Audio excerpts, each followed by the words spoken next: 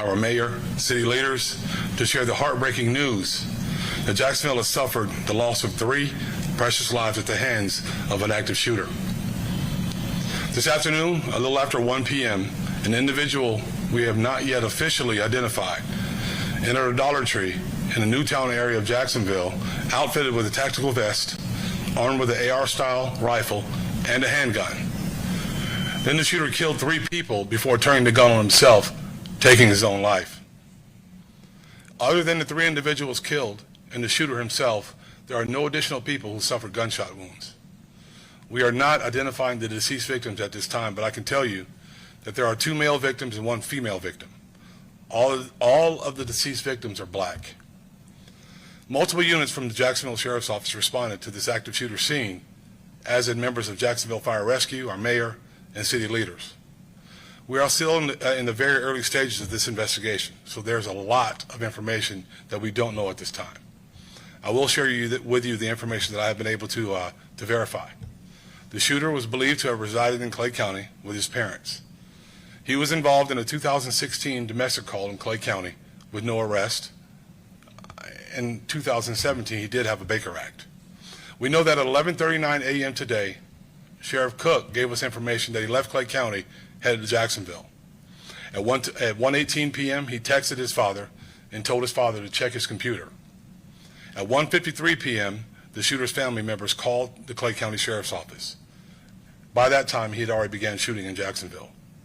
The Clay County Sheriff's Office, who has been assisting our agency with this investigation, received information after the shooting that the shooter had authored several manifestos, one to his parents, one to the media, and one to federal agents. Portions of these manifestos detailed the shooter's disgusting ideology of hate. Plainly put, this shooting was racially motivated, and he hated black people. He wanted to kill. That's the one and only time I'll use that word. I want to be very clear that there is absolutely the shooter is part of any large group. We know that he acted completely alone. If you take a look at the images on the screen, you'll be able to see what he utilized.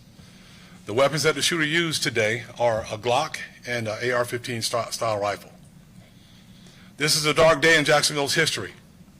Any loss of life is tragic, but the hate that motivated the shooter's killing spree adds an additional layer of heartbreak.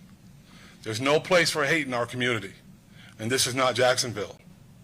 As a member of this Jacksonville community, I am sickened by this cowardly shooter's personal ideology of hate. Homicide detectives are actively investigating this tragedy, and despite the fact that the shooter is dead, they will continue to investigate this until we have a complete understanding of what happened and even why he did it. Our Jacksonville community collectively cries tonight. To the victims and victims' families, our thoughts and prayers are with you now and will remain with you. Please know that in the face of this tragedy, this agency and our city stands with you.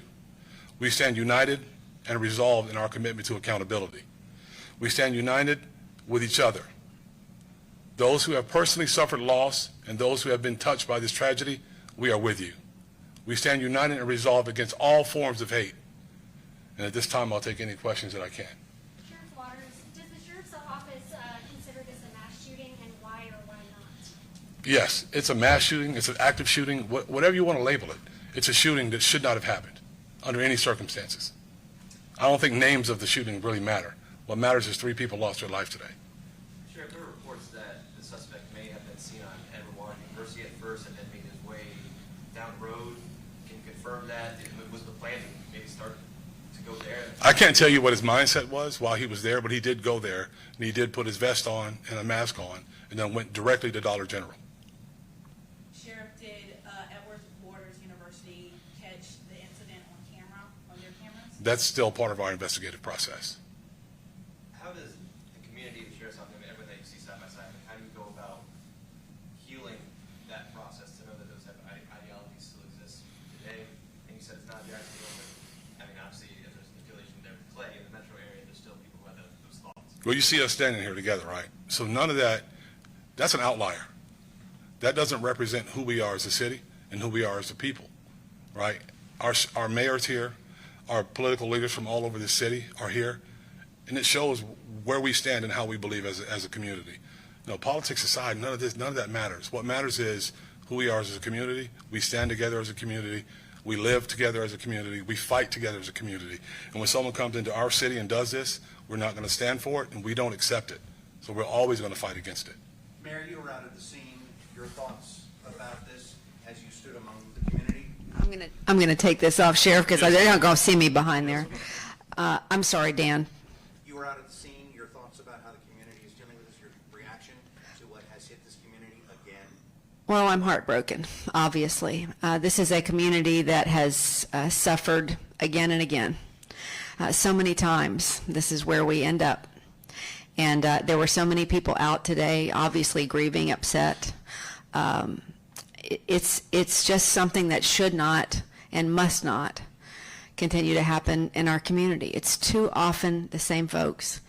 And this type of hate, you know, this type of, you see the swastikas on the gun, we must do everything that we can. We must do everything that we can to dissuade this type of hate. And so, I can't even begin to tell you how frustrating this is for all of us, because we've seen it too much. We've seen it too much.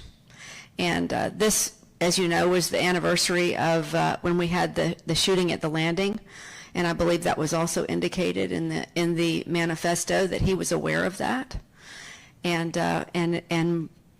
perhaps chose this date in alignment with that. So there's a lot here, but as the sheriff said, this was a hate-filled crime, and we just shouldn't have that kind of hate in Jacksonville. Does anyone know what the Baker Act was about back in 2017? So that's still under investigation also. And before we go any further, I want to give Sherry Onks, the SAC for our local FBI, an opportunity to address you all about a few things. Sherry. Thank you, Sheriff Waters. First, on behalf of the entire FBI, I want to express my deepest sympathies to the loved ones of those innocent souls that we lost in today's attack. No life should ever be lost to this kind of violence, and our thoughts are with the families tonight after this tragic event. Immediately upon learning about the shooting, FBI agents rushed to the scene to assist our partners at JSO. As we speak, members of our evidence response team and our investigative specialists continue to work alongside JSO to ensure every FBI resource is brought to bear to aid in this investigation.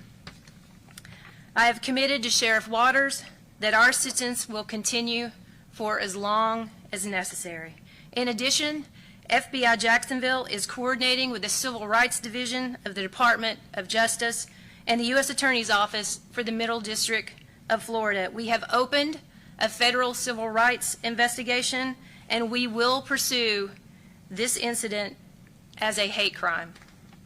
Hate crimes are always and will always remain a top priority for the FBI because they are not only an attack on a victim, they are also meant to threaten and intimidate an entire community.